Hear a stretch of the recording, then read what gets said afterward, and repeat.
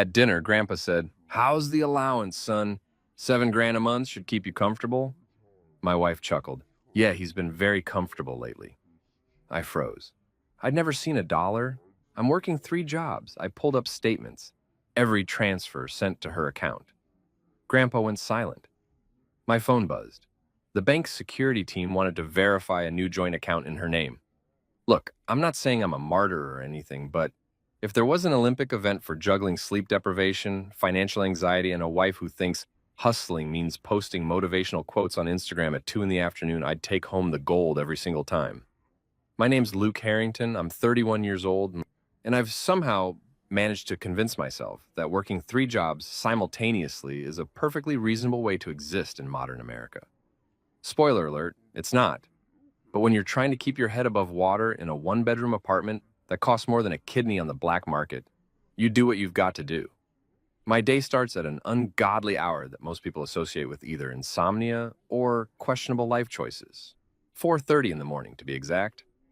That's when I drag myself out of bed, stumble over the yoga mat my wife Sabrina insists on leaving in the middle of the floor because apparently it's part of her morning manifestation routine, and make my way to Morrison's shipping warehouse on the edge of town.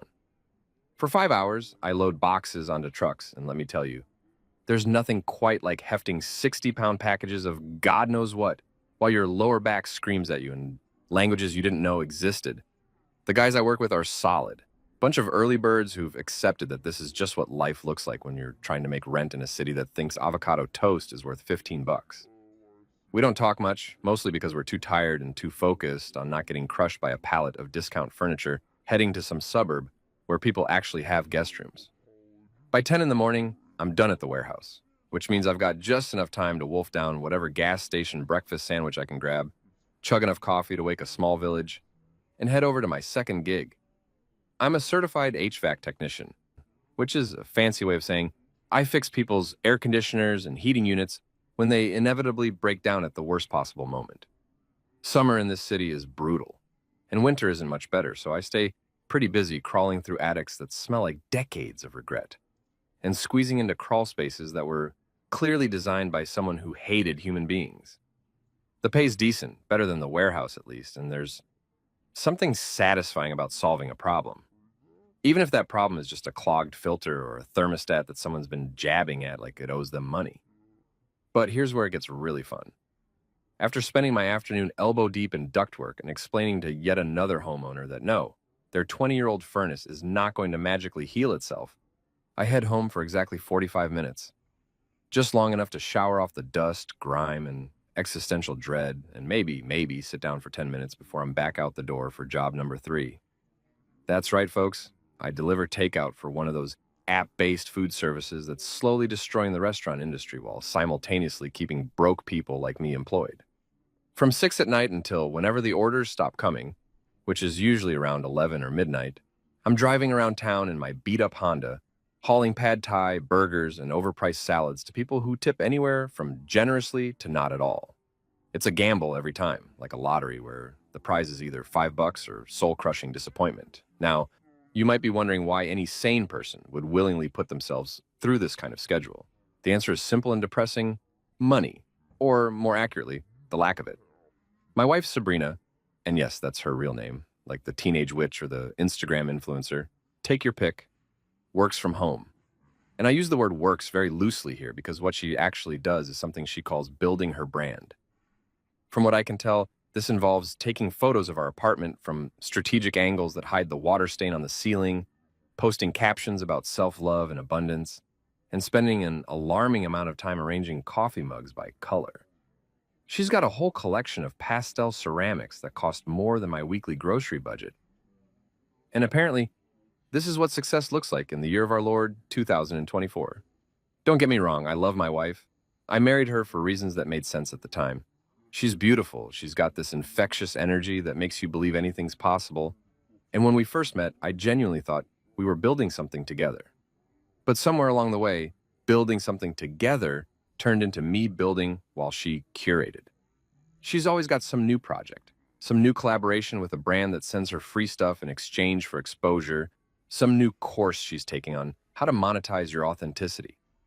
Meanwhile, I'm out here monetizing my spine, my sanity, and whatever's left of my will to live. And our apartment is what real estate agents call cozy, and what normal people call, we can't afford anything bigger.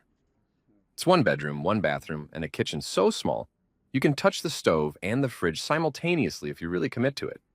Sabrina calls our decorating style minimalist, which I'm pretty sure is just code for we own 3 pieces of furniture and a concerning number of throw pillows. The place always smells like coffee, not the good kind from a fancy cafe, but the kind from a $12 bag that I brew in a machine I got on clearance 3 years ago.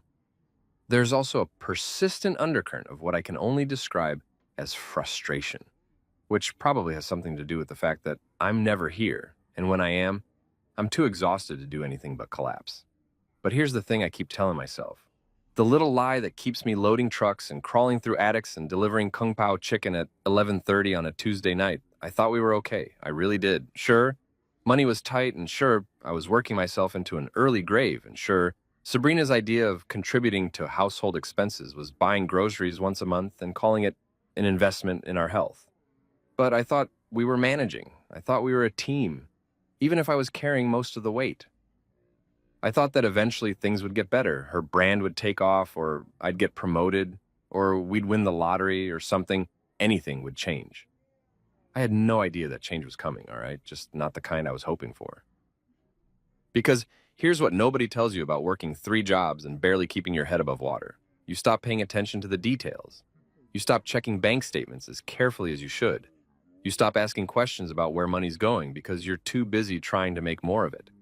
You trust the person you married to have your back, because what else are you supposed to do? And that trust, that stupid, naive, completely understandable trust, is exactly what sets you up for the kind of betrayal that makes you question everything you thought you knew about your life. But I'm getting ahead of myself. Right now, in this moment, I'm still the guy who thinks he's hustling for a shared future. I'm still the guy who believes that if I just work hard enough, everything will be fine. I'm still the guy who's about to walk into a family dinner at his grandfather's house and have his entire world turned upside down by 7 words and a bank account number. I'm still the guy who has no idea that his wife has been playing a completely different game this whole time and that he's been losing without even knowing he was competing. If hustle were a personality type, I'd absolutely be the mascot, exhausted, caffeinated, and completely clueless about the financial fraud happening right under my nose. But hey, at least the coffee's hot. The work keeps coming, and I've still got enough denial left to think that everything's going to work out just fine. Spoiler alert, it's really, really not. If there's one thing you need to understand about my grandfather, Arthur Harrington, it's that the man operates on a completely different frequency than the rest of humanity. While most people his age are content with early bird specials and complaining about how nobody makes a decent lawnmower anymore, Grandpa Arthur's out here living like he's got a personal vendetta against the concept of retirement. The guy's 78 years old, built like a fire hydrant with better posture, and has more money than God, or at least more than anyone in our family has ever bothered to count. He made his fortune doing something with real estate and cattle ranching back when people still wore cowboy boots unironically. And now he spends his golden years hosting elaborate Sunday dinners where he can lord his success over everyone, while simultaneously being the most generous person you've ever met. It's a paradox wrapped in a bolo tie, and I love him for it. So when Grandpa called and invited Sabrina and me to one of his classic Sunday dinners, I knew exactly what I was walking into. 3 hours of passive-aggressive compliments, enough food to feed a small militia, and relatives who only remember your name when they need to borrow money or a truck. The Harrington family gatherings are legendary for all the wrong reasons. We're talking about the kind of events where your aunt brings up your college dropout phase from 15 years ago, your cousin brags about his boat that he definitely can't afford, and someone always ends up crying in the bathroom by dessert.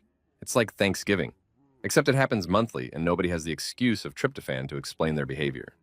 I just finished a brutal 12-hour shift that started with me loading industrial equipment onto trucks at dawn and ended with me delivering Vietnamese food to a guy who answered the door in a bathrobe and tipped me exactly 73 cents. My back was screaming. My feet felt like they'd been replaced with concrete blocks, and I still smelled like a delightful combination of truck oil, insulation dust, and someone else's Pad CU. Sabrina, on the other hand, looked like she'd just stepped out of a photo shoot for a magazine called Women Who Married Down But Make It Fashion. She'd spent 2 hours getting ready, which I know because she documented the entire process on her Instagram stories with captions like Sunday dinner energy and blessed to have family. I'd spent 2 minutes throwing on the least wrinkled shirt I owned and hoping nobody would sit too close. We pulled up to Grandpa's ranch-style house just outside the city limits, the kind of place that screams, I have land, therefore I matter. The driveway was already packed with cars.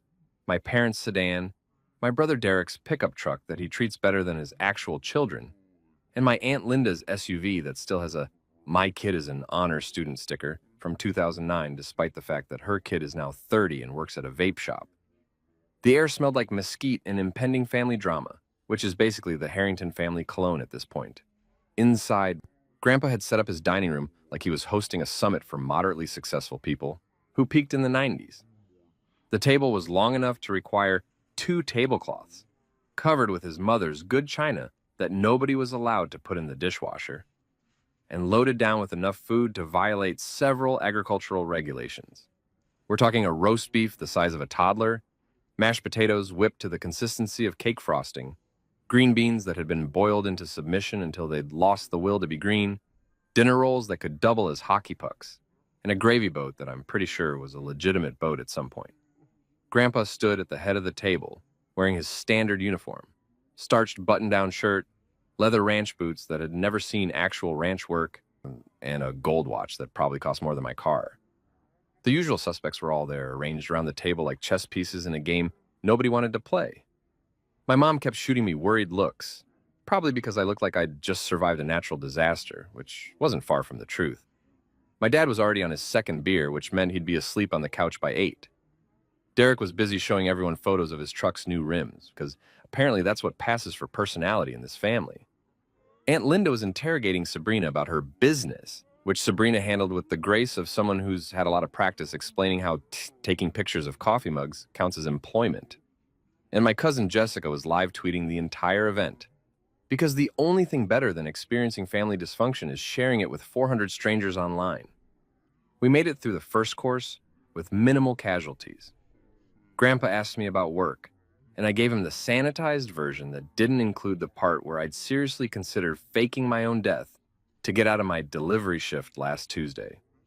Sabrina talked about a huge collaboration opportunity with a tea company, which I'm pretty sure meant they sent her free samples in exchange for a post. My mom tried to get everyone to say what they were grateful for, which went about as well as you'd expect.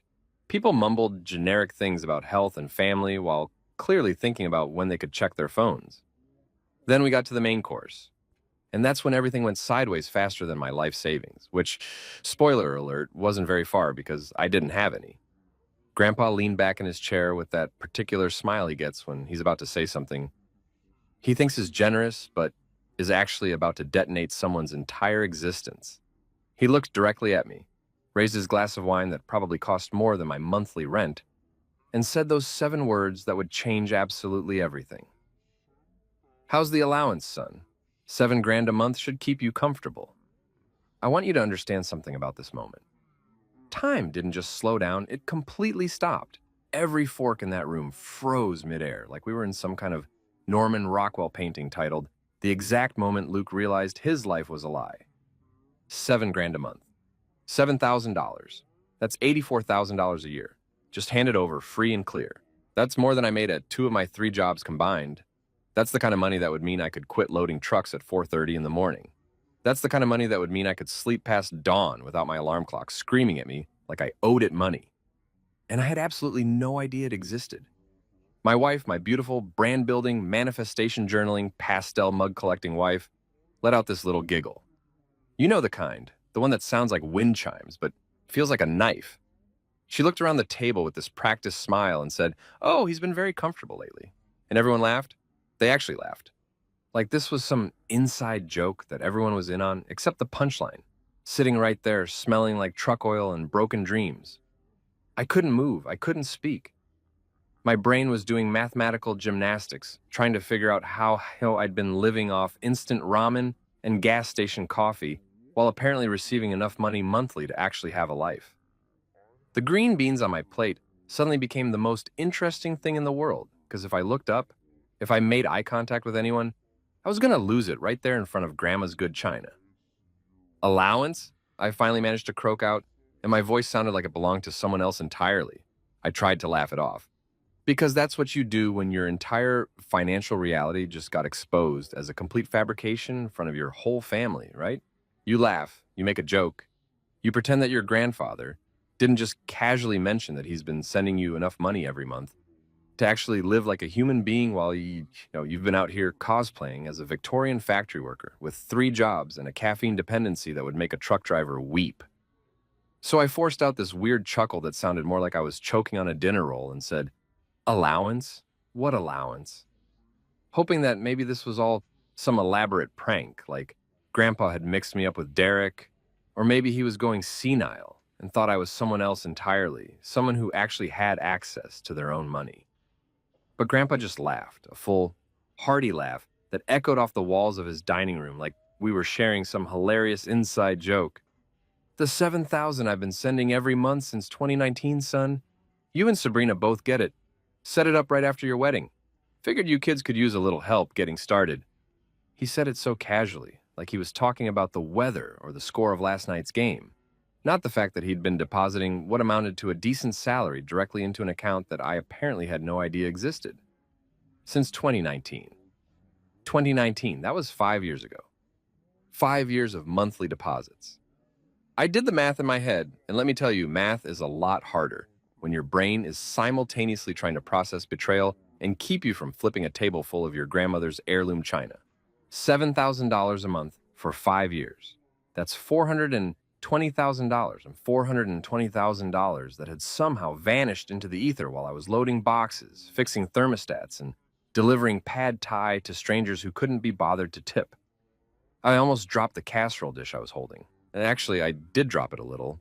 It hit the edge of my plate with a clang that made Aunt Linda jump and spill her wine. The green bean casserole, which I'm pretty sure was made sometime during the Reagan administration based on how it tasted, nearly became a casualty of my existential crisis. My hands were shaking, and not from the physical exhaustion that had become my baseline state of existence, but from pure, concentrated rage mixed with confusion and a healthy dose of what the actual hell. I pulled out my phone right there at the dinner table, which normally would have earned me a lecture from my mother about respect and family time and how nobody can have a conversation anymore because everyone's glued to their screens. But she didn't say anything. Nobody said anything. They all just watched as I opened my banking app with fingers that felt like they belonged to someone else. The screen loaded with agonizing slowness, probably because even my phone's data connection was exhausted from my lifestyle, and there it was. My checking account balance, sitting at a whopping $347. $347. That was it. That was the sum total of my financial existence after working approximately 4,000 hours over the past year. But I didn't stop there, because I'm not completely stupid, just apparently stupid enough to not notice large-scale financial fraud happening in my own marriage. I did what any exhausted, betrayed, increasingly homicidal husband with Wi-Fi and childhood trauma would do. I started digging. I went to my email, scrolled past the 17 unread messages from various delivery apps telling me about shifts I'd missed or ratings I'd received, past the promotional emails from companies selling things I couldn't afford, past the spam about extending warranties on cars I didn't own, and found what I was looking for. The folder labeled Foundation Transfers, the Harrington Family Foundation. Of course, Grandpa had set up a whole foundation. The man probably had a foundation for his foundations. And there they were, lined up like little soldiers of fiscal responsibility, monthly transfers, regular as clockwork every single month since June 2019. $7,000, sent with a memo that said monthly stipend, Luke and Sabrina Harrington. Every transfer had a routing number, an account number, a confirmation code. Everything was documented, organized, legitimate. Except the account number didn't match mine. Not even close. I looked at the last 4 digits of the receiving account. Then I looked at Sabrina's phone sitting on the table next to her wine glass, the case decorated with pressed flowers and inspirational quotes. I'd seen her account number before. She'd asked me to transfer money to her a few times when we first got married, back when I was naive enough to think our money meant something mutual. The numbers matched. Every single transfer for 5 solid years had been routed directly to an account that only my wife had access to. I looked up from my phone slowly, like a horror movie character realizing the call is coming from inside the house. Sabrina was suddenly very interested in her salad, pushing arugula around her plate like it held the secrets of the universe. Her face had gone from influencer glowy to oh no, I've been caught pale in about 3 seconds flat. She looked like someone had just unplugged her brain and forgotten to plug it back in. Oh, she said, and her voice had that careful quality people use when they're trying to construct a lie in real time. That's weird. I thought it was our account. You know, like our joint account. She did this thing with her hands, waving them vaguely like she could conjure a reasonable explanation out of thin air through interpretive dance. Our account, our account. I let that word sit there for a second, marinating in its own absurdity. Our account? I repeated, and I could hear my voice getting dangerously quiet, which anyone who knows me understands is way worse than yelling. That's funny, Sabrina. Really funny. Because I've never met this our account. We've never been introduced. I don't have the routing number. I don't have the account number. I don't have a debit card. I don't have online access. And judging by the fact that I've been eating 79-cent ramen for dinner 3 times a week, I definitely haven't been making any withdrawals from it. Derek snorted into his beer. My mother made a sound like a tire slowly deflating. Aunt Linda's eyes went wide, and I could practically see her mentally composing the group text she was going to send the second she got to her car. Jessica had stopped live tweeting and was now just openly filming because apparently my financial devastation was content gold.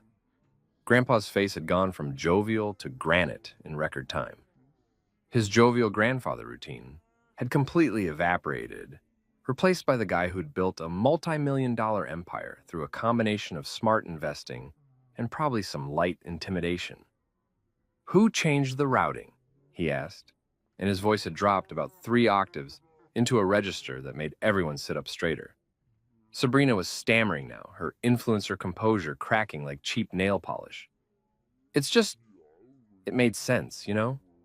For family expenses, like, it's easier if it all comes to one place. I handle the bills and the budgeting and the household management, so it's just more efficient if... Family expenses? I interrupted, and I could feel every hour of every shift I'd ever worked crystallizing into pure distilled anger. Family expenses like what exactly? Like your bi-weekly nail appointments that cost more than my grocery budget? Like the 12 different subscription boxes you get every month? Like that manifestation retreat in Maui that cost $1,200 so you could learn how to ask the universe for things, which, by the way, you apparently didn't need to do because you were already stealing from me? She opened her mouth, closed it, opened it again. She looked like an extremely attractive, well-photographed fish. It's not stealing, she finally managed. It's our money. We're married. What's mine is yours, and what's yours is... Mine is apparently also yours, I finished. Funny how that works out. Grandpa's face had progressed through several shades of red that I didn't even know existed in nature.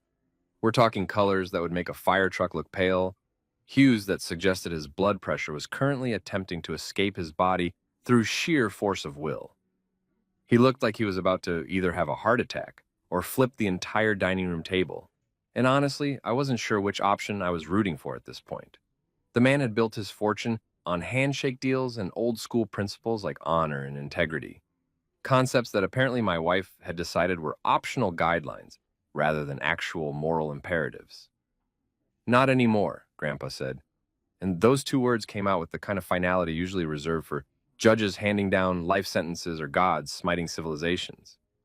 He wasn't yelling, and that's how you knew it was serious, because Grandpa only got quiet when he was truly, genuinely furious.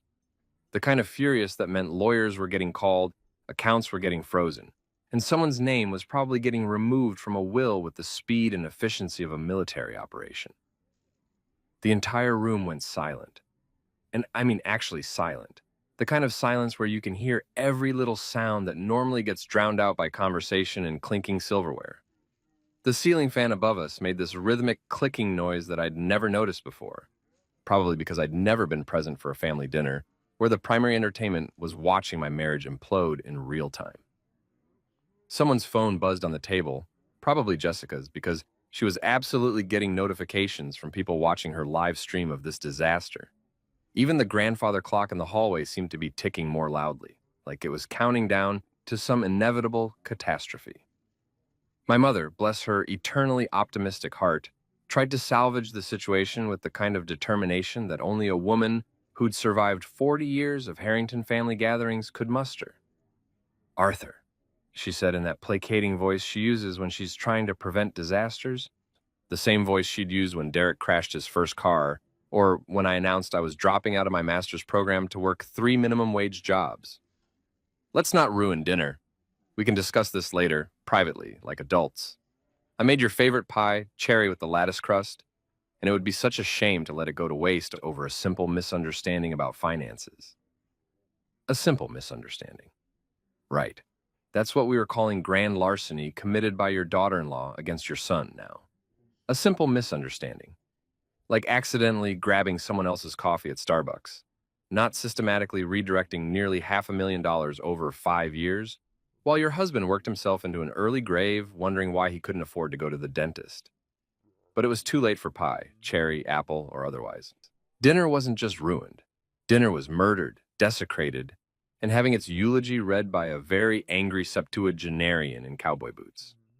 Dessert was officially canceled, possibly forever, and I was approximately 1 sentence away from updating my Facebook relationship status to financially scammed by spouse, with a lengthy explanation post that would make my cousin Jessica's live stream look like amateur hour. Sabrina was doing that thing she does when she's backed into a corner, where she cycles through her entire repertoire of emotional manipulation tactics, like she's scrolling through filters on Instagram. First came the wounded innocence. I can't believe you're all ganging up on me like this. Then the righteous indignation. I was trying to help us build a stable financial future. Followed by the classic deflection. If Luke had just communicated better about wanting access to the account, I would have. And finally, when none of that worked, she landed on her go-to move, tears. Not real tears, mind you, but those carefully cultivated tears that influencers practice in mirrors, the kind that make your eyes look dewy without ruining your mascara. Derek, who normally has the emotional intelligence of a particularly dense brick, actually said something useful for once in his life. Dude, that's messed up. Even I keep my money separate from Rachel's, and we've been married 8 years. Coming from a guy who once tried to claim his boat as a tax deduction because he'd thought about maybe using it for fishing commercially someday, this was damning. Aunt Linda was furiously texting under the table, her thumbs moving so fast they were practically smoking. I could only imagine the messages. You will not believe what's happening at Arthur's house right now. Sabrina has been stealing from Luke. Stealing for years. I always said that girl was too pretty to be trustworthy. Call me immediately. My dad had given up all pretense of following the conversation and was now just working on his third beer, staring at the ceiling like it might open up and rapture him out of the situation. I couldn't blame him. If I'd had alcohol in front of me, I would have been doing the same thing, except I'd been too busy working 3 jobs to develop a proper drinking problem.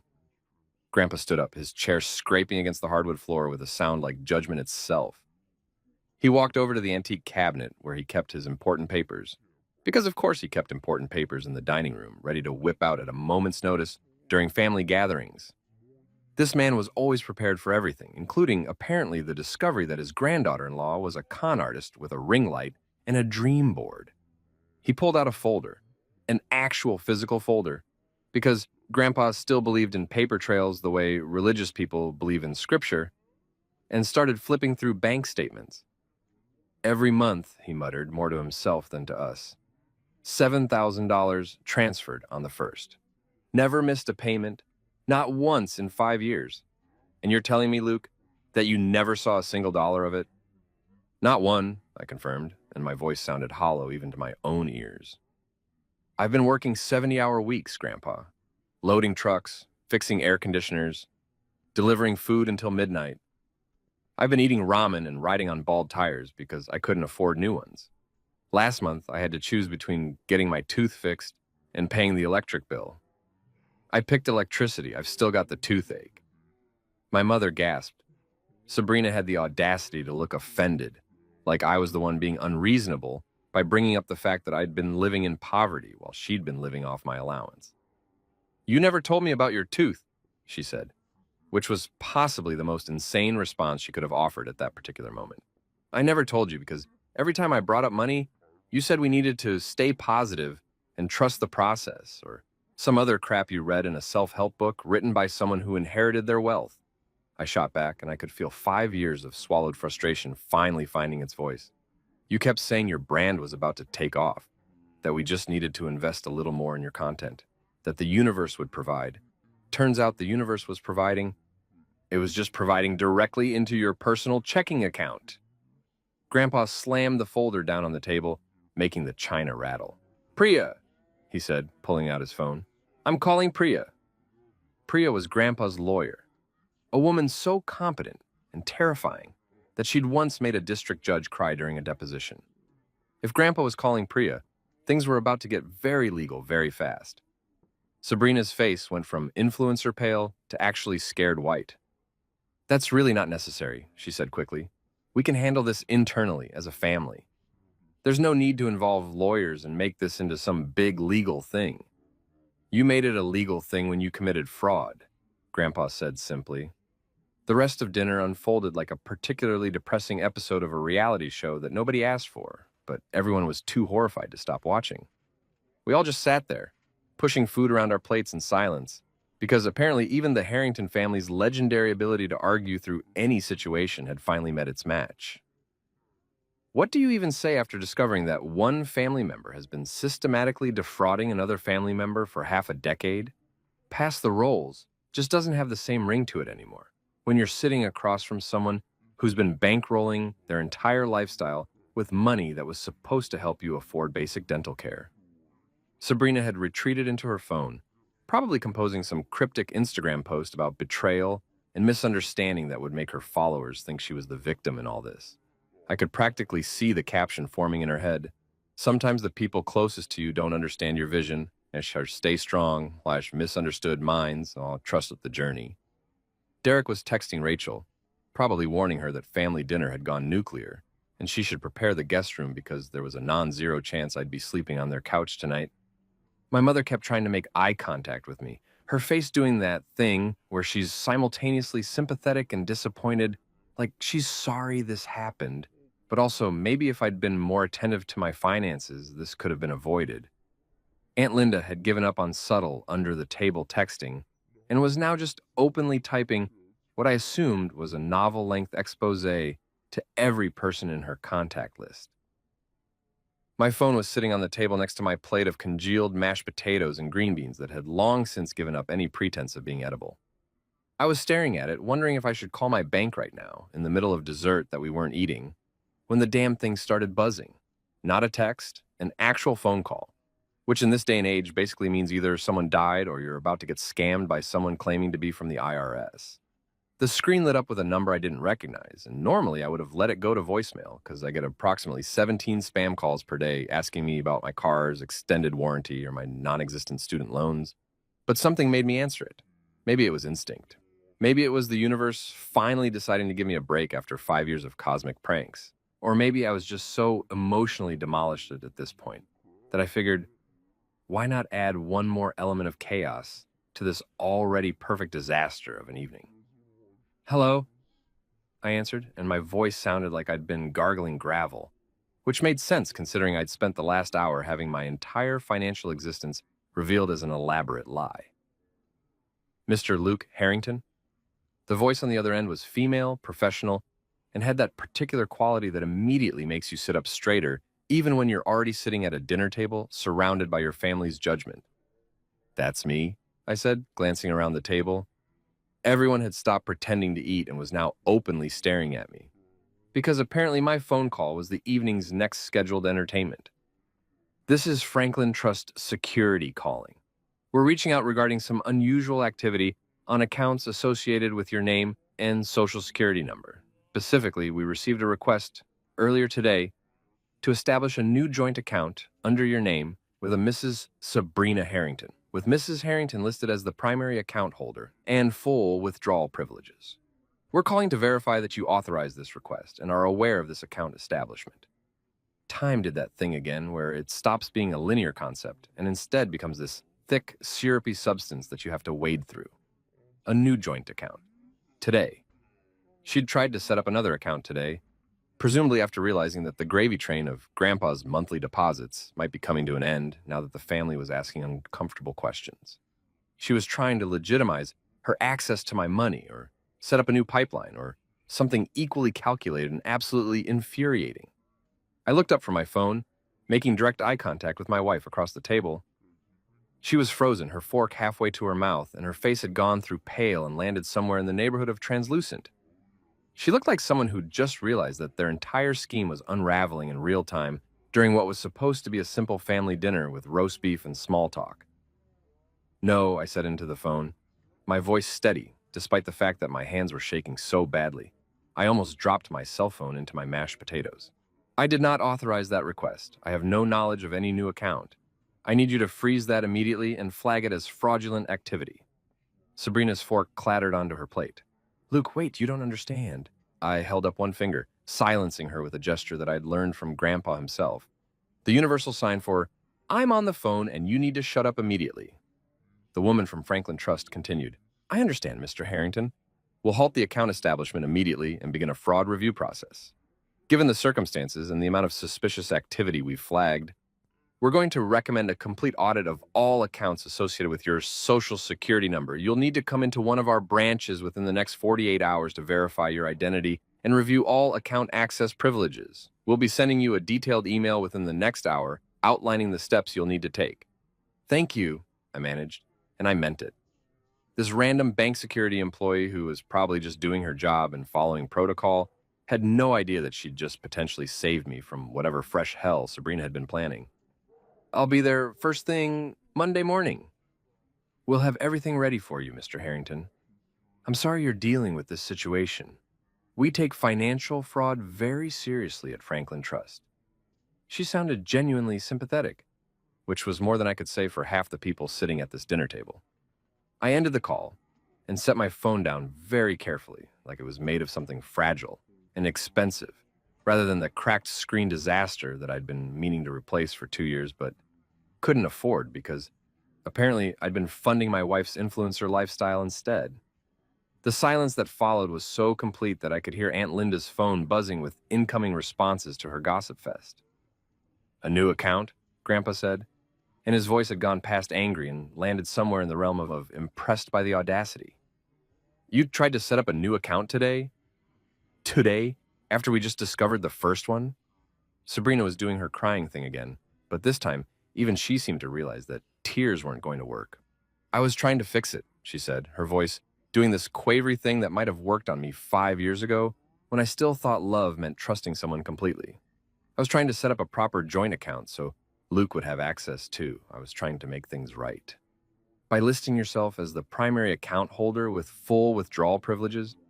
I asked because I'd been paying attention to what the security woman had said. "How exactly does that make things right? How does setting up another account that you control help me access money that I should have had access to all along?" She didn't have an answer for that. Or if she did, she was smart enough not to say it out loud in front of Grandpa, who looked like he was mentally calculating exactly how fast he could have her removed from the family trust entirely. And Derek was shaking his head in disbelief. My mother looked like she wanted to cry. And my father was on beer number 4 and had completely checked out of reality. Grandpa leaned over then, close enough that only I could hear him, and whispered something that I knew I'd remember for the rest of my life. "Son, next time, marry someone who knows what honesty costs." That phone call had cracked something open in my brain, like when you finally pry open a jar that's been stuck for years, and everything inside comes spilling out all at once in a mess of realization and regret.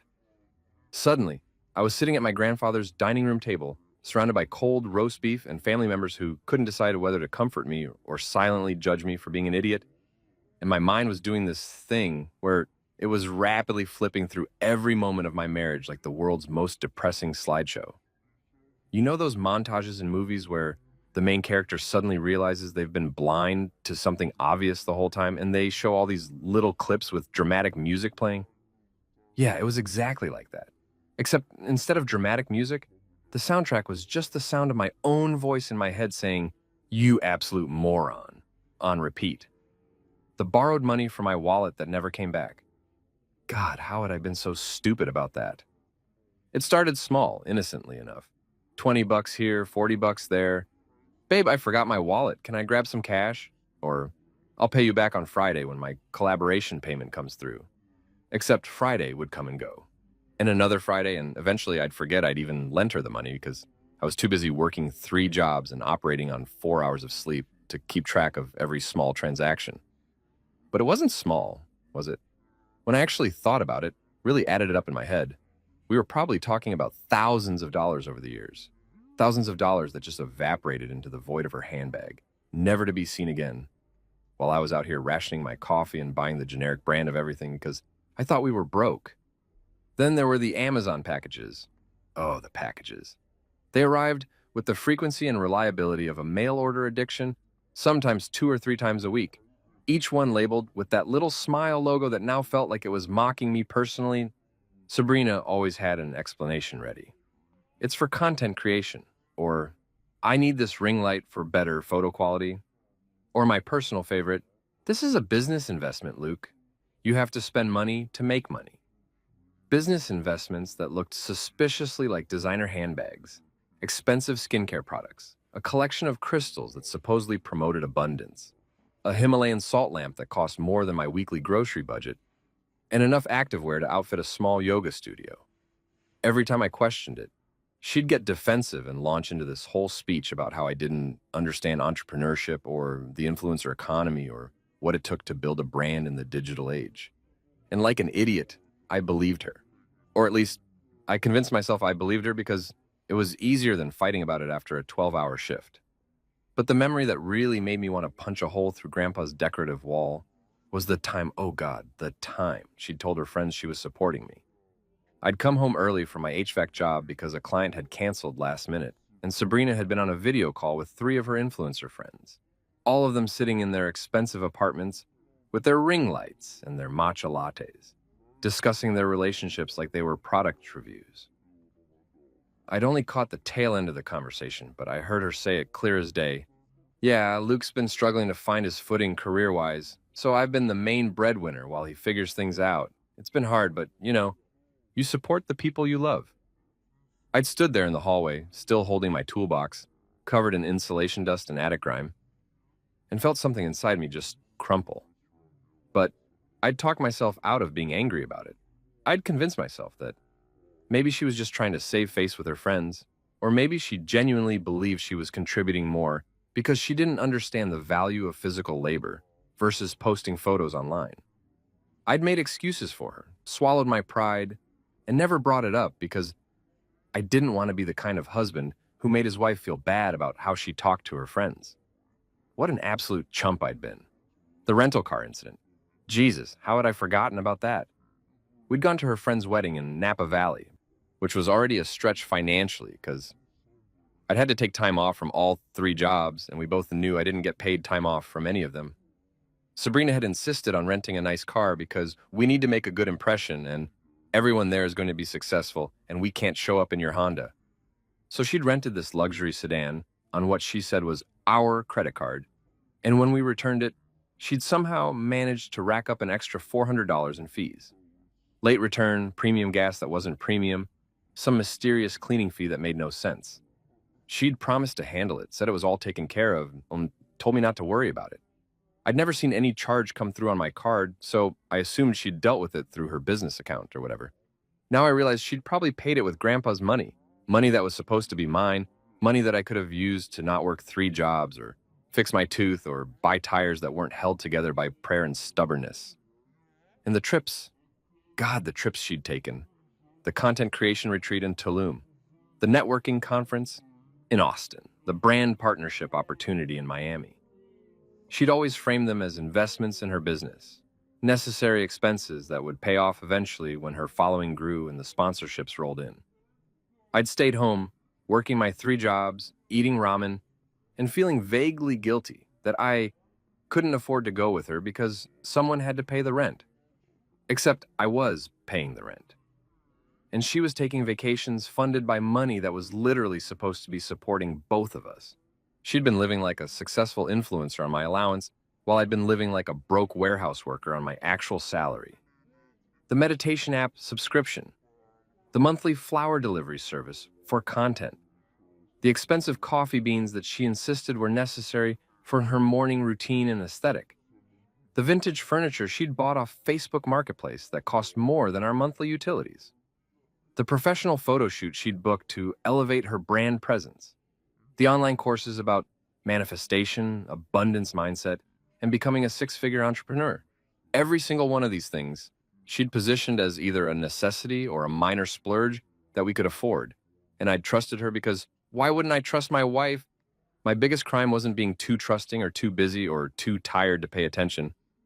My biggest crime was choosing love over math, romance over receipts, faith over financial statements. I'd operated under this naive assumption that marriage meant partnership, that, for better or worse, included, and we're honest about where the money goes, that the person you married wouldn't systematically rob you while you slowly destroyed your body, working 3 jobs to keep a roof over both your heads. Sitting there at Grandpa's table, watching Sabrina check her phone for the 17,000th time, probably composing her victim narrative for social media, I felt like the biggest sucker in the history of suckers. I'd been so busy trying to be a good husband, working hard, not complaining, trusting her, supporting her dreams, that I'd completely missed the fact that she'd been treating our marriage like a personal ATM with unlimited withdrawals and zero accountability. Derek caught my eye from across the table and gave me this look that was equal parts sympathy and "I told you so," because Derek had never particularly liked Sabrina. He'd said at our wedding that she seemed high maintenance, and I'd defended her, said he didn't understand her, that she was just ambitious and knew what she wanted. Turns out Derek wasn't being judgmental.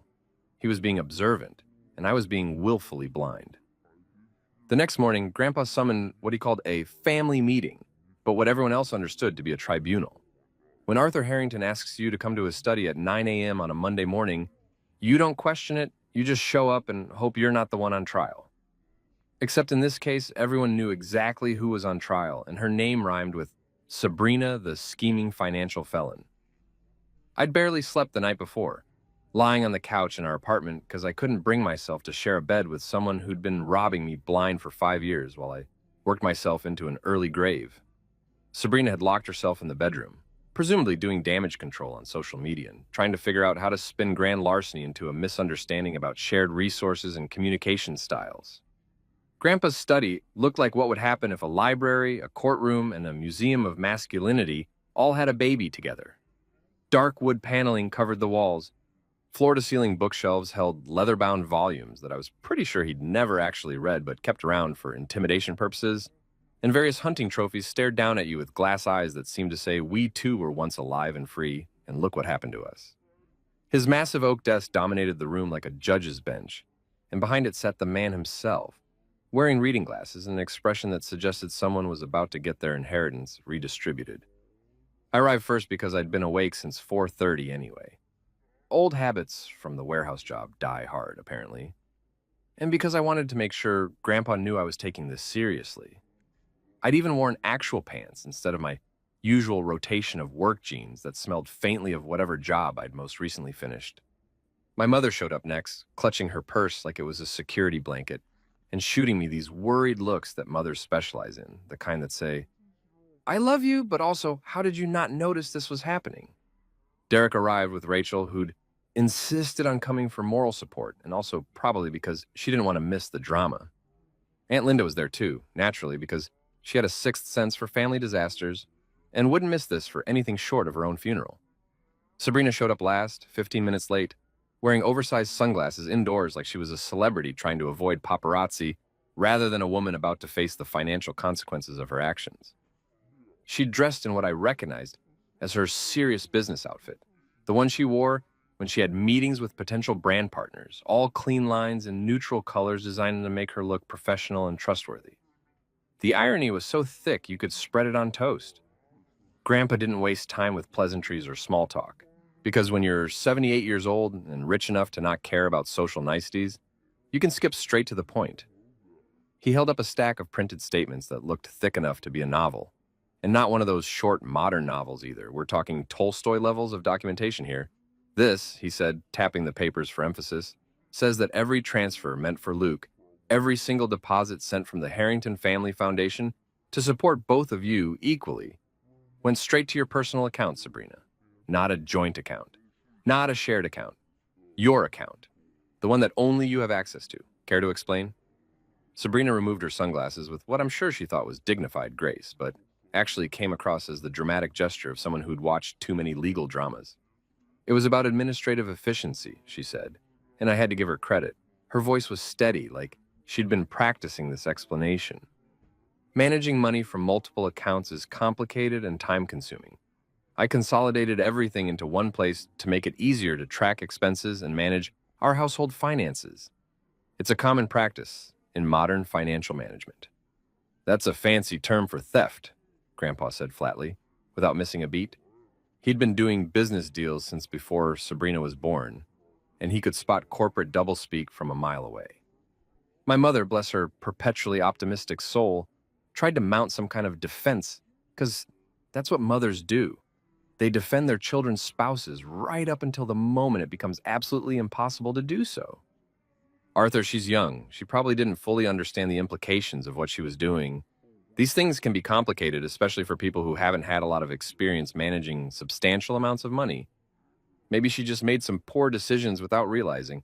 She's 29, Janet, not 12, Grandpa interrupted, and the edge in his voice could have cut diamonds. She's old enough to vote, to drive, to get married, and to understand that redirecting someone else's money into your personal account without their knowledge or consent is called fraud. It's called theft. And in some jurisdictions, depending on how it's prosecuted, it's called felony embezzlement. Sabrina's carefully constructed calm was starting to crack around the edges. A muscle in her jaw twitched, and her hands were clenching her purse strap hard enough that her knuckles had gone white. I wasn't stealing from Luke, she insisted, and now her voice had that defensive quality people get when they know they're wrong but are committed to the lie anyway. We're married, what's his is mine, and what's mine is his. That's how marriage works. I was managing our shared resources in a way that made sense for our household, and if Luke had wanted access, he could have just asked me. I wasn't hiding anything. I'd been sitting quietly up until this point, trying to process everything and also trying not to say something I'd regret in front of my entire family. But that statement, that absolutely audacious, gaslighting, reality-denying statement, broke whatever fragile thread of composure I'd been holding on to. I've been living like a broke college student for 5 years, I said, and my voice came out way calmer than I felt, which was somehow more terrifying than if I'd been yelling. I've been working 3 jobs, Sabrina. 3. I've been loading trucks at dawn, fixing air conditioners in the afternoon, and delivering food until midnight. I've been eating instant ramen and day-old gas station sandwiches. I've been driving on bald tires because I couldn't afford new ones. I've had a toothache for 6 months that I couldn't get fixed because I had to choose between dental work and keeping the electricity on. And you've been living influencer life with my allowance while I've been literally destroying my body trying to make ends meet. So yes, I'd call that deliberate. I'd call that calculated. I'd call that exactly what Grandpa called it. Theft. The room went so quiet you could hear dust settling. Rachel was staring at Sabrina with unconcealed horror, the kind of look you'd give someone who just admitted to kicking puppies for fun. Derek was shaking his head slowly, and even Aunt Linda had stopped typing on her phone to give Sabrina a look that could freeze lava. Sabrina's face had gone through several emotions in rapid succession, defensive, angry, cornered, and now landed on something that looked almost like genuine distress, though with her I could never be entirely sure what was real and what was performance. You never told me things were that bad, and she said, and she actually sounded hurt, like I was the one who'd wronged her by not adequately communicating my poverty. You never said you were struggling. You never asked for help. How was I supposed to know you needed money when you never talked about it? Because you had all the money, I practically shouted, finally losing that calm veneer. You had $84,000 a year that was supposed to be mine, that Grandpa sent specifically to help me, and you spent it on content creation retreats and manifestation courses and whatever else you convinced yourself was a business expense. I was struggling because you took the money that would have kept me from struggling. Grandpa slammed his hand down on the desk and everyone jumped. Enough, he said. Sabrina, I don't care what mental gymnastics you've done to convince yourself this was acceptable behavior. I don't care if you think marriage means community property extends to fraud. What you did was wrong, it was illegal, and it ends now, today, this morning. Do you understand me?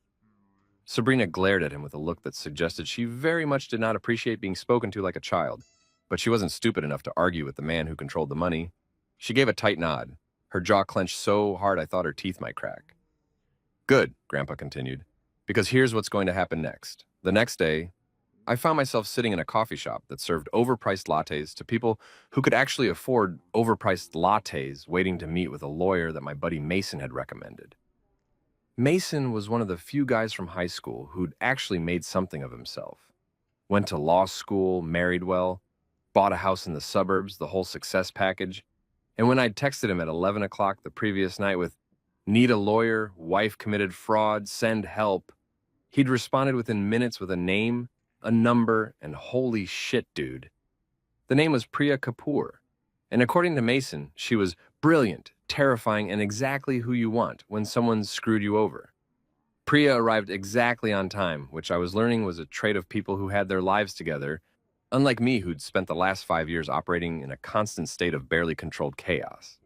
She was probably in her late 30s, wearing a suit that looked like it cost more than my car, and carrying a leather briefcase that screamed, "I bill $400 an hour and I'm worth every penny."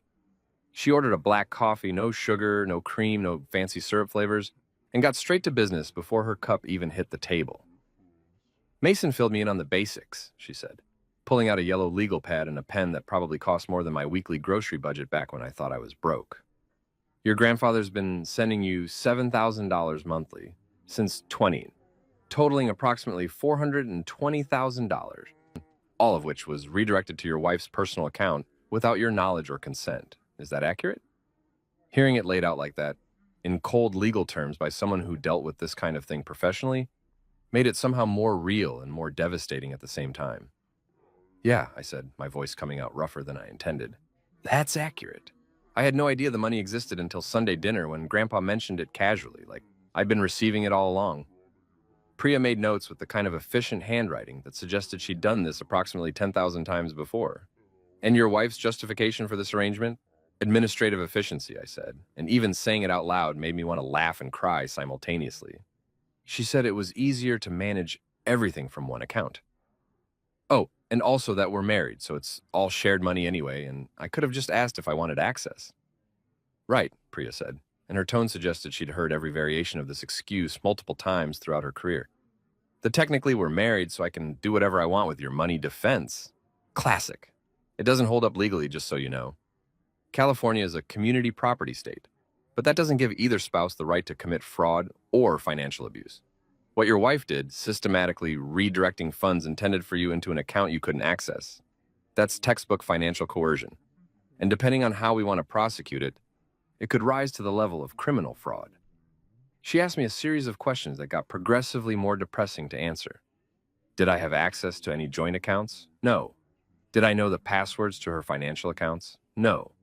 Had she ever given me detailed accounting of where the money went? Absolutely not. Had I signed any documents authorizing her to manage my finances? Not that I could remember. Did I have any assets in my own name? Just my embarrassingly empty checking account and a car that was worth maybe $1,500 if the buyer was drunk and generous. "This isn't just a divorce case," Priya said after about 20 minutes of questioning, setting down her pen and looking at me with something that might have been sympathy if lawyers were allowed to feel emotions. "This is fraud recovery. We're not talking about splitting assets or arguing about who gets the couch. We're talking about recovering stolen funds and potentially pressing criminal charges, though that's ultimately up to you and the district attorney if we can get them interested." She helped me set up new accounts that afternoon, accounts that only I had access to, with passwords that weren't my birthday or our anniversary or anything else Sabrina might guess. She walked me through enabling two-factor authentication, setting up account alerts so I'd get notified every time anything happened with my money, and creating a paper trail that documented everything. It felt like joining witness protection, except instead of hiding from the mob, I was hiding my finances from my own wife. Priya worked with the kind of calm efficiency that made me understand why Mason had recommended her. She wasn't emotional or judgmental. She was just ruthlessly effective at solving problems. Then came the forensic accountant. Grandpa had hired him, a guy named Jefferson who looked exactly like you'd expect a forensic accountant to look. which is to say, like someone who'd chosen to spend their life analyzing spreadsheets and had made peace with that decision. He was probably 60, wore glasses that kept sliding down his nose, and had the energy of someone who genuinely enjoyed finding discrepancies in financial records the way other people enjoyed mysteries or crossword puzzles. Jefferson sent us a report 2 days later that was thicker than my tax folder, my lease agreement, and the instruction manual for my HVAC certification combined. Every single diverted dollar had been categorized, analyzed, and annotated with Sabrina's own descriptions from her expense tracking app, because of course she'd been tracking her expenses, she just hadn't been honest about where the money was coming from. The list read like a catalog of delusion: business cost, ring light and backdrop, travel, Austin networking conference, professional development, manifestation retreat, brand investment, designer handbag for content, soul retreat, Maui Wellness Week, soul retreat. She'd spent $1,200 of my money on a soul retreat while I was delivering General Tso's chicken at midnight to make rent. The audacity was almost impressive in its completeness. Jefferson had organized everything by category. Travel and retreats, $78,000. Clothing and accessories marked as brand investments, $42,000. Beauty and wellness, $31,000. Photography and content creation equipment, $26,000. Online courses and professional development, $19,000. And my personal favorite category, miscellaneous lifestyle expenses, $34,000. That last category included things like expensive dinners with her influencer friends that she'd called networking meals, subscription boxes, home decor for aesthetic content, and a $300 crystal that supposedly promoted abundance. The irony of buying an abundance crystal with stolen money was not lost on me. The remaining money, roughly $200,000, had apparently just vanished into general spending. Daily coffees and shopping trips and God knows what else. All of it marked in her tracking app as household expenses or business costs, or just left blank. Jefferson had noted in his characteristically dry accounting language, substantial funds appear to have been utilized for personal discretionary spending without clear business justification or household necessity. Translation: she'd been living like someone with a trust fund, while I'd been living like someone who needed to apply for food stamps but was too proud and too busy to actually do it. Priya reviewed Jefferson's report with the focus of someone reading a particularly engaging novel, making notes in the margins and occasionally muttering things like, "Unbelievable," and "This is going to be easy." After about an hour, she looked up at me and said, "Luke, this is one of the most clear-cut cases of financial fraud I've seen in my 15 years of practice." She documented everything herself. She left a paper trail that a first-year law student could follow. "If we take this to court, you'll win. The only question is whether you want to pursue criminal charges or just civil recovery." I didn't know how to answer that. Part of me wanted to throw the book at Sabrina, wanted her to face actual legal consequences for what she'd done, wanted her to understand that actions have repercussions, and you can't just steal $400,000 and walk away with a slap on the wrist and a sad Instagram post. But another part of me, the part that had loved her once, that had married her believing in forever, that still remembered what it felt like when things were good, that part just wanted this to be over. "Let's start with recovery," I said finally. "Get the money back or whatever's left of it. Make sure she can never do this again. And then we'll see about the rest." Priya nodded and started typing on her laptop.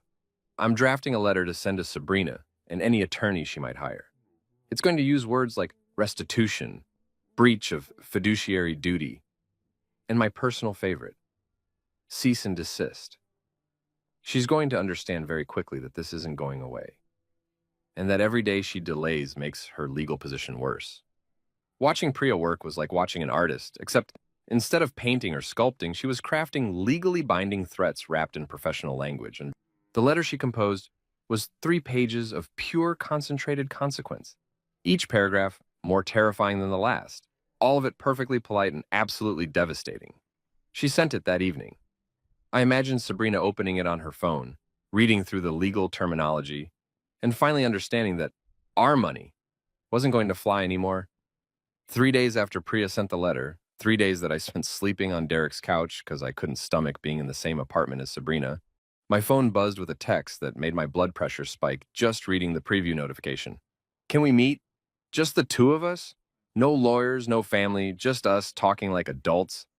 I think there's been a huge misunderstanding and we can work this out peacefully. The message came with a suggested coffee shop location, one of those trendy places in the Arts District that served beverages with names like Mindful Morning Blend and Transcendent Turmeric Latte. Because, of course, Sabrina would want to have this conversation somewhere that matched her carefully curated aesthetic. My first instinct was to delete the message and let Priya handle all communication, which is what she'd explicitly told me to do in her very clear instructions that included phrases like, do not engage directly and let me do my job.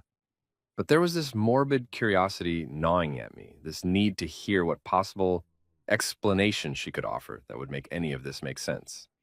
Also, I'll admit it, part of me wanted to look her in the eye and hear her try to justify $420,000 of theft while I'd been working myself into an early grave. So I did something that Priya would probably bill me extra hours for disapproving of. And I texted back like, fine, tomorrow at 2. I'm bringing my lawyer. She responded immediately. Please, no lawyers, just us. Like I said, peacefully. I didn't respond to that because Priya had taught me that silence was often the most powerful negotiating tool, and also because I was absolutely bringing documentation even if I left Priya out of it. There was no universe in which I was walking into a meeting with Sabrina without receipts, literal and figurative. The next day, I showed up 10 minutes early because I wanted to pick my seat strategically, somewhere with my back to a wall so I could see her coming, somewhere public enough that she couldn't make a scene without witnesses.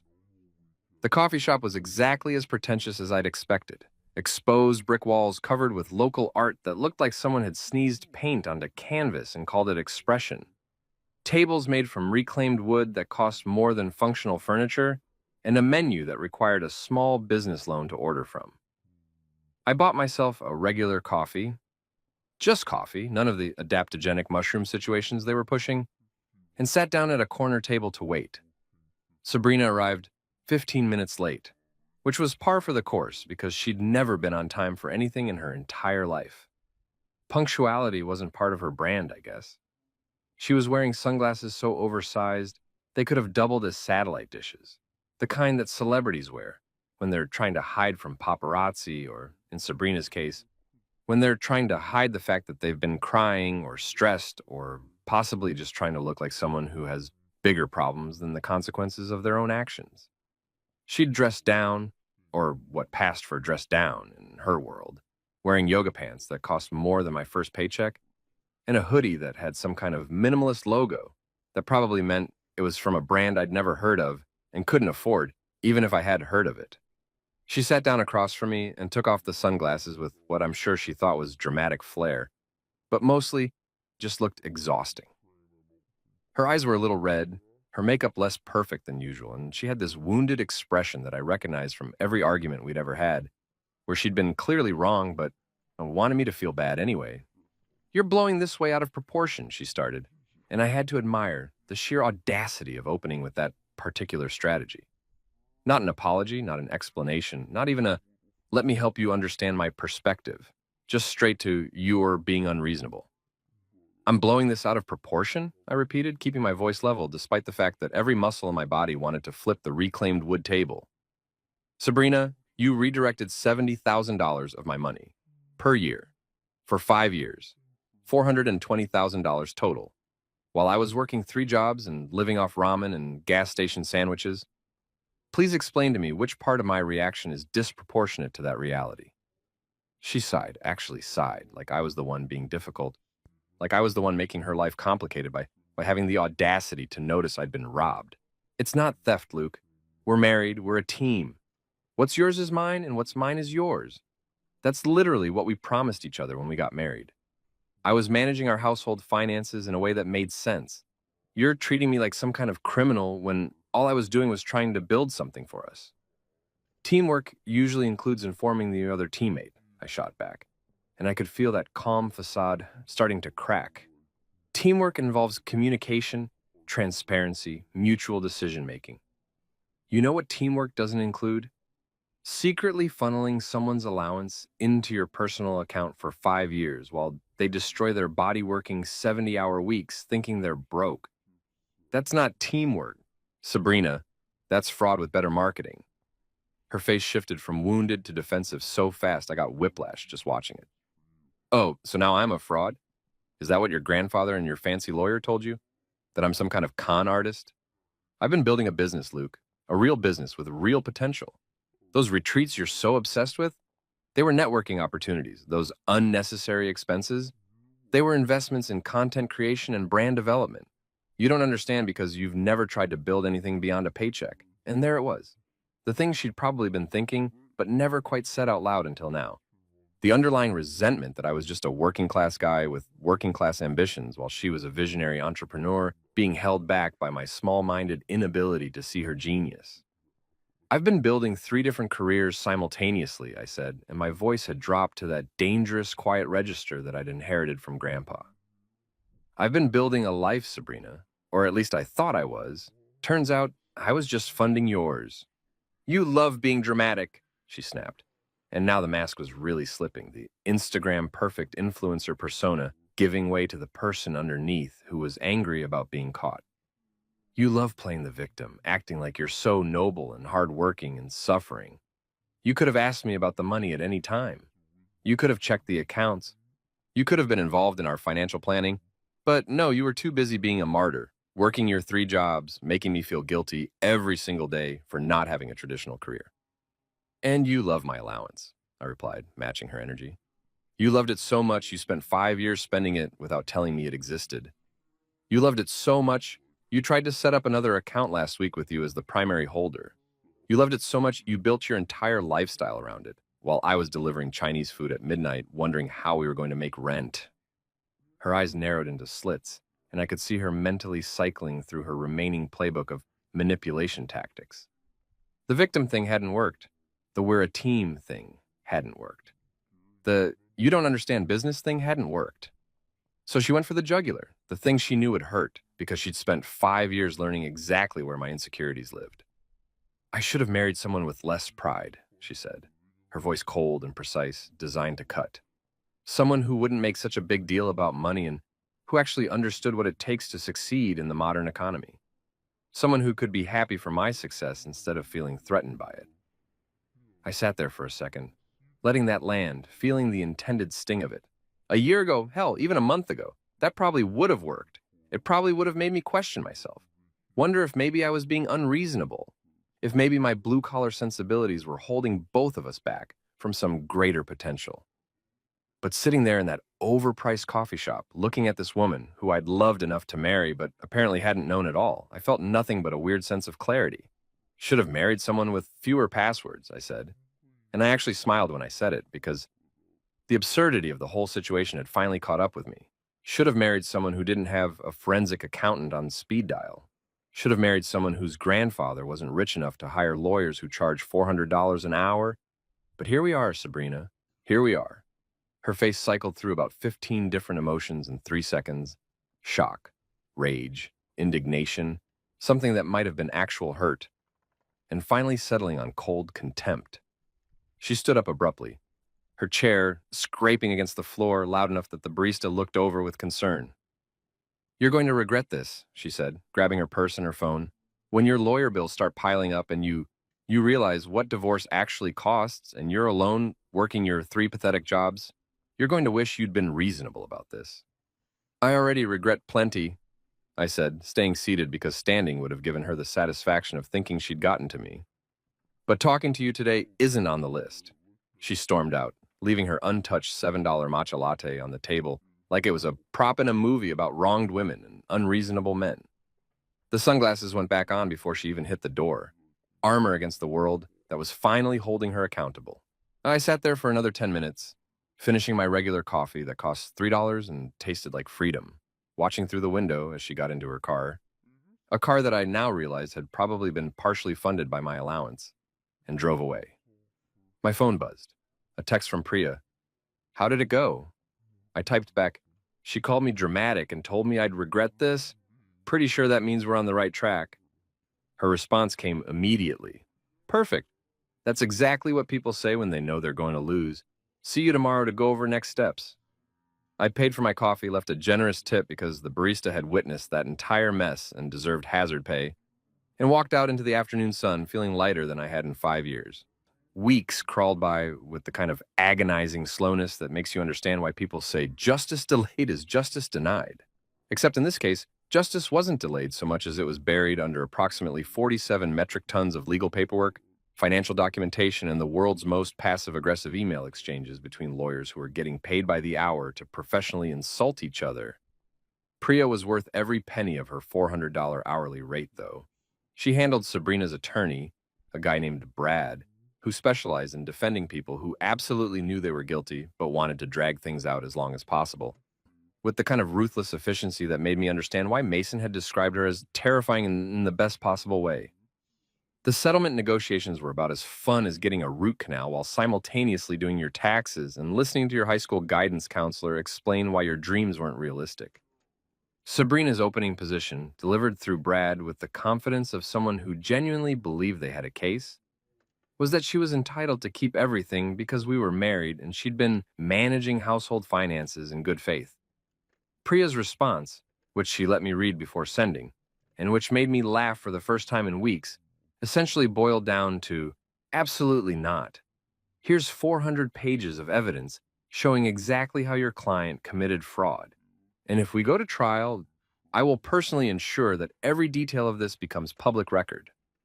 Brad's next offer was slightly more reasonable, probably because he'd actually read the forensic accountant's report and realized his client had documented her own crimes with the thoroughness of someone keeping a journal. We eventually settled on terms that Priya described as better than you had any right to expect, and I described as not nearly enough, but at least it's something.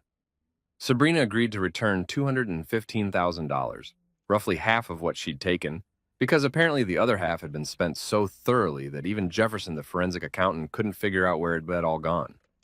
She'd pay it back in installments over 5 years, which meant I'd be 36 by the time I got the last payment, assuming she actually made them and didn't try to declare bankruptcy or flee to Bali to become a yoga instructor or whatever Plan B influencers have when their content creation careers implode. The divorce itself was surprisingly straightforward once the money situation got resolved, probably because we didn't actually have any assets to fight over. She got to keep her ring light, her collection of pastel mugs, her manifestation journals, and her delusions about being a successful entrepreneur. I got to keep my dignity, my 3 jobs. Well, technically, I'd quit the warehouse job by this point because Grandpa had insisted, and then I'd kept the HVAC work and the delivery gig until I figured out what came next. And my newfound understanding that love without financial transparency is just an expensive form of self-destruction. The really interesting development came when Grandpa called me into his study again, this time without the tribunal atmosphere, and with significantly better whiskey. He poured us each a glass of something that probably cost more than my monthly rent used to cost, settled into his leather chair with the satisfaction of someone who'd won a war, and looked at me with an expression I couldn't quite read. "I'm replacing Sabrina as the trust coordinator," he said, which was possibly the least surprising news I'd heard since discovering that water is wet. "And I'm setting things up so every penny goes directly to an account that only you control. New bank, new passwords, new everything. She'll never get near your money again." I nodded because that all made perfect sense and was exactly what should have happened 5 years ago if anyone had bothered to check whether the person receiving the money was actually the person the money was intended for. But then Grandpa said something that caught me completely off guard. That said, I want you to think about whether you actually want to keep receiving it. I must have looked confused because he continued without waiting for a response. "You've been working 3 jobs because you thought you needed to, and yeah, part of that was survival. You did need to because your wife was stealing from you. But I've watched you these past few weeks, Luke. You've got this spark back that I haven't seen since before you got married. You're angry, sure, but you're also sharp, focused, like you finally remember who you are when you're not being bled dry by someone else's ambitions." He took a sip of his whiskey, let that sit for a moment, then hit me with the real point. "Money's like a hammer, son. Useful tool, dangerous weapon. If you take this allowance now after everything that's happened, are you taking it because you need it? Or are you taking it because you think you deserve it after what she did? Because those are 2 very different motivations, and only one of them ends well." I sat there turning the whiskey glass in my hands, watching the light refract through the amber liquid, and actually thought about it instead of just reacting. The truth was, I didn't need 3 jobs anymore. I'd quit the warehouse work, and the HVAC business was actually doing well enough that I could probably survive on just that if I was careful. The delivery gig was extra, something I kept doing partly out of habit, and partly because I'd made friends with some of the regular customers and didn't want to abandon them. With the allowance, I could probably quit both the delivery job and the HVAC work, live comfortably, maybe even save up for something big like going back to school or starting my own business or just existing without constant financial anxiety for the first time in my adult life. But Grandpa was right. There was something dangerous about taking the money now, after everything. It felt too much like a consolation prize, like I was trading one kind of dependence for another. I'd spent 5 years being unknowingly dependent on money I didn't know existed. Did I really want to spend the next however many years being knowingly dependent on money that came from someone else, even if that someone else was my grandfather who actually meant well? I want to pause it, I said finally, surprising myself as much as him. Not forever, necessarily, but for now. I want to see what it feels like to actually be my own man, standing on my own feet, making my own money without wondering whether I'm surviving or thriving, whether I earned it or inherited it. Grandpa smiled, a real smile, not the tactical one he used during business negotiations or family confrontations. That's what I was hoping you'd say, he admitted. But I needed you to choose it yourself. Money you don't need is power. Money you do need is a leash. I didn't build everything I have by being comfortable. I built it by being hungry. I'm definitely still hungry, I said, and we both laughed because it was true on multiple levels. He stood up, walked over to his desk, and pulled out a folder, because of course there was another folder. There was always another folder with Grandpa. That said, I'm not going to leave you completely without a safety net. I've set up an emergency fund in your name, $50,000. You can't touch it unless there's a genuine emergency. Medical crisis, job loss, act of God situation. Otherwise, it just sits there, earning interest and being available if the worst happens. Think of it as insurance against catastrophe, not a replacement for ambition. I took the folder, flipped through the paperwork documenting this new account, and felt something unexpected, not relief exactly, but something close to it. Security without dependence, a cushion without a cage. Thank you, Grandpa, I said, and I meant it on levels I didn't quite have words for. Don't thank me yet, he replied. Thank me when you've built something that makes you proud. Thank me when you can look at your life and know that every bit of it is yours because you made it, not because someone gave it to you or took it from you. The next few weeks were an education in what it felt like to actually own your own existence. I kept the HVAC work because I was good at it, and it paid decently, and there was something satisfying about solving tangible problems. Broken things that could be fixed with the right tools and knowledge. I quit the delivery job with mixed feelings because the money was unpredictable and the hours were brutal. But I'd missed some of the regular customers who'd started to feel like friends. Mrs. Chen, who always tipped 20% and asked about my day. The college kid in apartment 3B who was also working his way through school and understood the hustle. The night shift nurse who ordered Thai food at 1 a.m. and always left encouraging notes with her tips. My bank account, for the first time in 5 years, had a balance that didn't make me want to cry. Not because someone was depositing $7,000 into it monthly, but because I was depositing my own money from work I actually did, and I knew exactly where every dollar came from and where it was going. I opened my banking app without dread. I checked my balance without that sick feeling in my stomach. I paid my bills, which were smaller now that I'd moved into a studio apartment that cost half what the place with Sabrina had cost, and had money left over. Not a lot, but enough. Enough to buy groceries without calculating every item. Enough to get my tooth fixed finally. Enough to replace my bald tires. Enough to feel like a functional adult human being instead of a financial disaster held together by caffeine and denial. Sabrina tried her damage control online, naturally, because that's what influencers do when reality collides with their carefully curated image. She posted a series of cryptic quotes about betrayal and misunderstanding, about how some people fear strong women, about how growth sometimes means leaving behind people who can't evolve with you. Her followers ate it up, leaving supportive comments about how she deserved better and how inspiring she was for staying positive through difficult times. I didn't respond, didn't comment, didn't even look at her profile after the first couple of posts because Priya had been very clear about not engaging on social media where everything was documented and could be used in court. But I heard through the family grapevine, Aunt Linda, naturally, who'd become my unofficial source for all Sabrina related gossip, that the divorce and fraud allegations had cost her several brand partnerships and collaborations. Turns out companies don't love being associated with influencers who've been credibly accused of stealing $400,000 from their husbands. Who knew ethics mattered in the world of sponsored content and affiliate links? Now, when the bank calls, it's to confirm my signature, not hers. When I get an email about account activity, it's because I actually did something with my account, not because someone else was draining it without my knowledge. When I look at my financial future, I see possibility instead of mystery, potential instead of theft. My life wasn't perfect, not by a long shot. I was still figuring out what came next, still rebuilding from 5 years of unknowing exploitation, still processing the fact that the person I'd loved enough to marry had viewed me primarily as a revenue stream. But it was mine. Every bit of it, the good and the bad and the uncertain, belonged to me in a way that nothing had for half a decade. And if Grandpa ever asks me again, "How's the allowance?"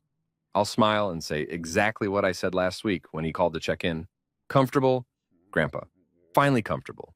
Not because of what you're giving me, but because I finally know exactly what I have and what it costs and what it's worth. He laughed and said that was the right answer. I'm starting to think he might be right.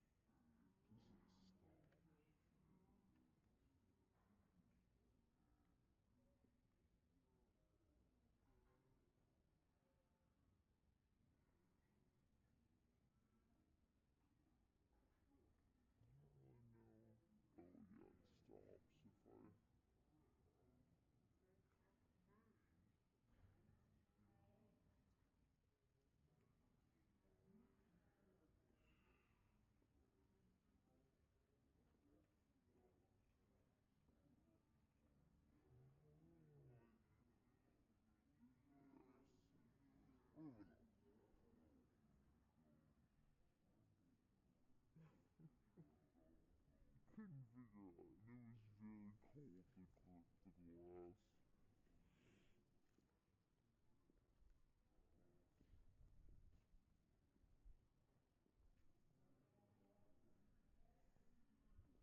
I can't, my hands are cold. Yeah, thanks. I think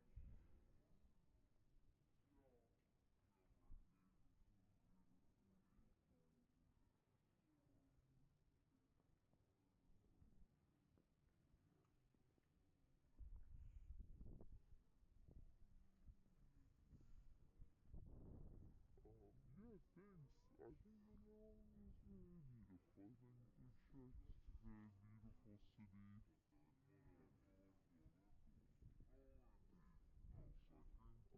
get a city center with very few cars, mostly walking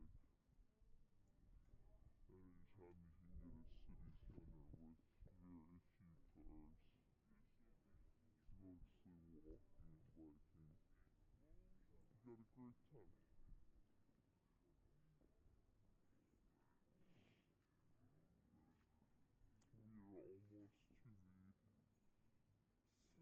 Christmas market. And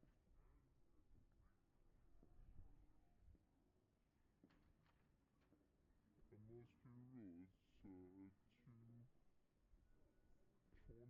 We're almost to the sunset. But yeah,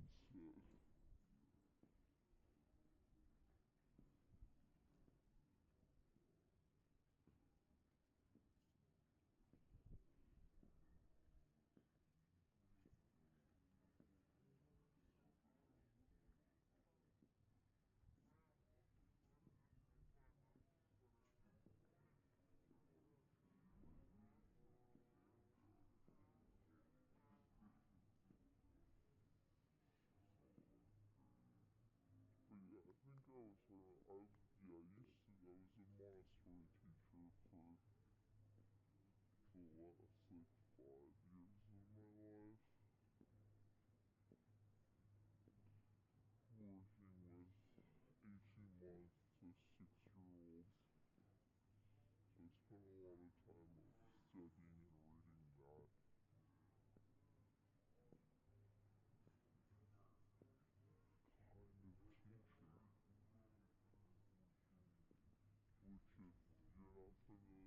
Montessori teacher for the last, like, 5 years of my life.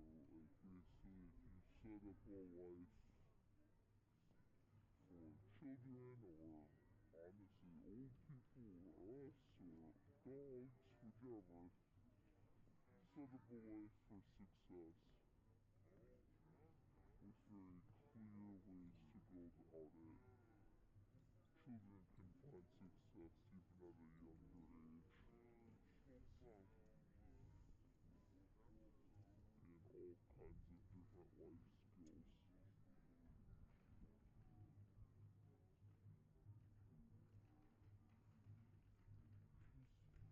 It's fun. It's fun to see it in action. I haven't read Bukowski's in, like, probably like 15 years. I have in the past.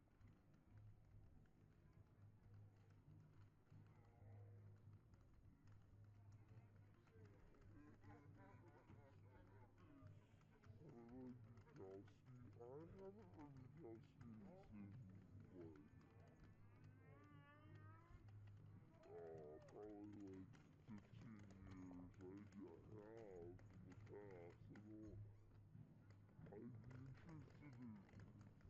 think of how I feel, to see how I feel Bukowski in my 30s versus being like 16, 17, 18, being like, I'm reading all the Bukowski and all the, like,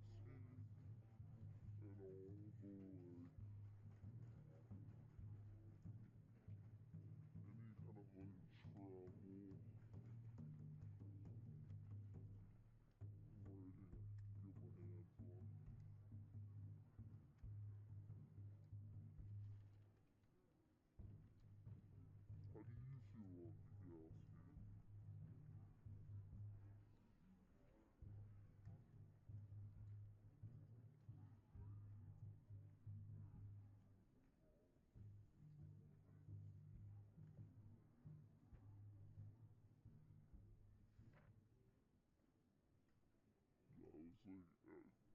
all the Salinger, all the like classics.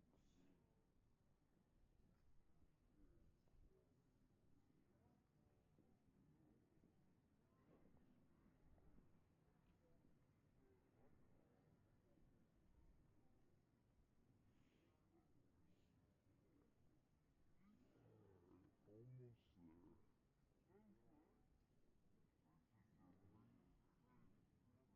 I might get a hot beverage for this one. Now my hands are cold. I was like warming back up, but I froze my core.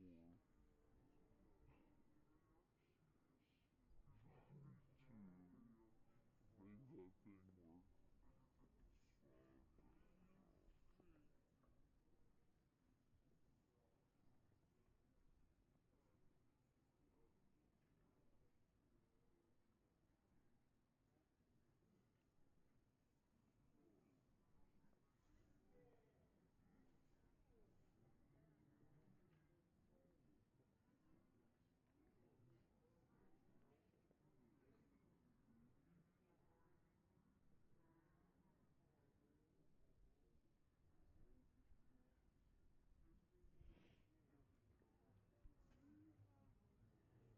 We're almost there. So this is just like there's typically a market here a couple days a week. They said it's their Christmas edition. I don't know. We'll see what that means to them.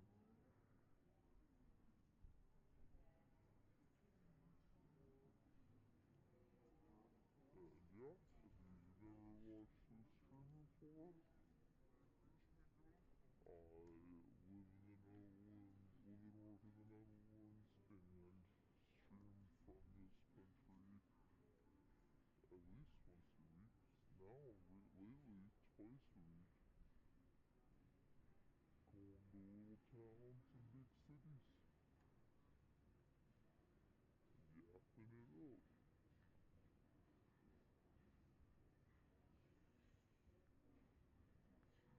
Oh, dude, immediately you got a crocodile alligator bounce house. So, it's looking good. There's baby rain happening.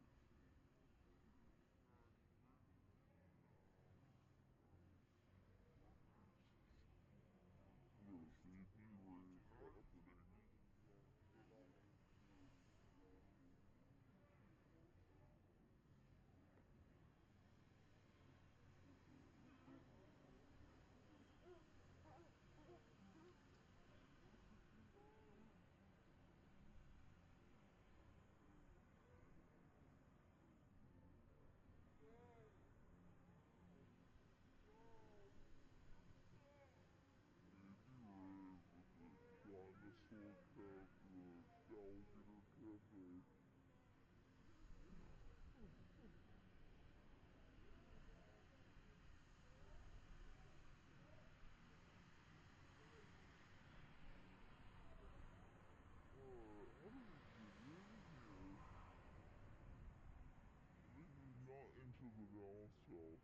we get in here? Maybe not into the bounce house, but how did we get into this market?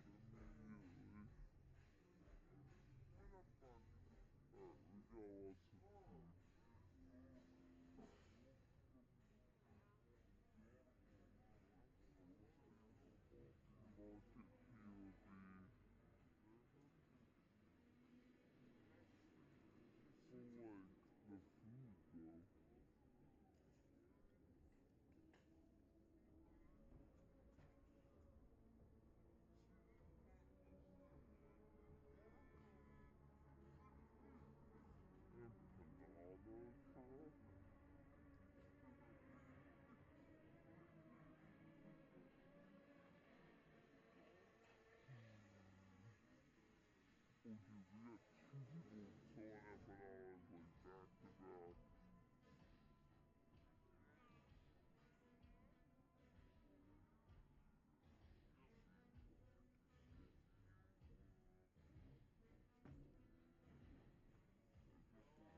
I feel like the interaction on GPU's stream when he was like, some Christmas party, and he was like, why is there just guitars? Like, people were shredding on guitars, and it kind of feels like that here, where you're like, wow, truly a rave.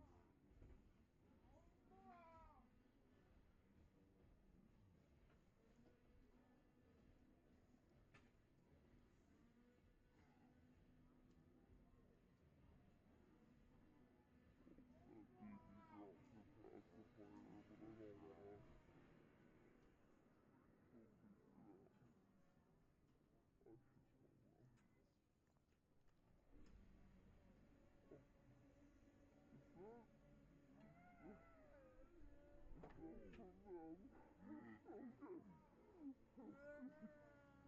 Okay. That's the emergency. Welcome. I did the right thing, guys.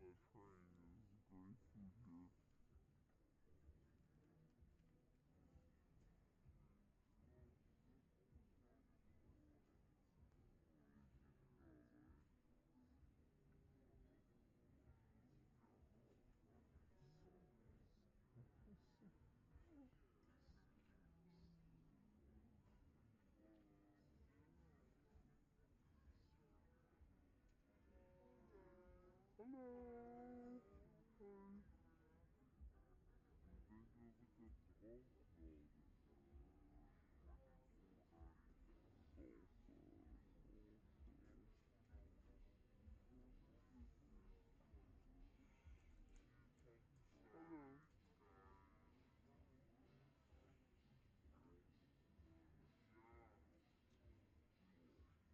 wanna see. Where's the stuff?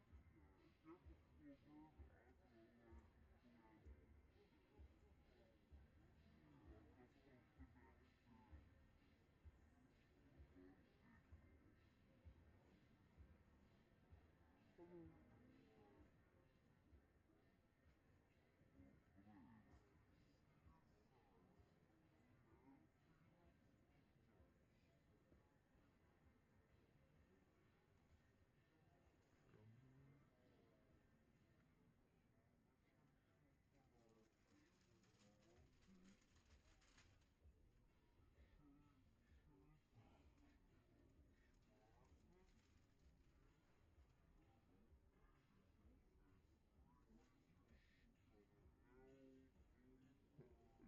also was a DJ at one point, and yeah, I probably could have made more money if I was did this kind of DJing for it.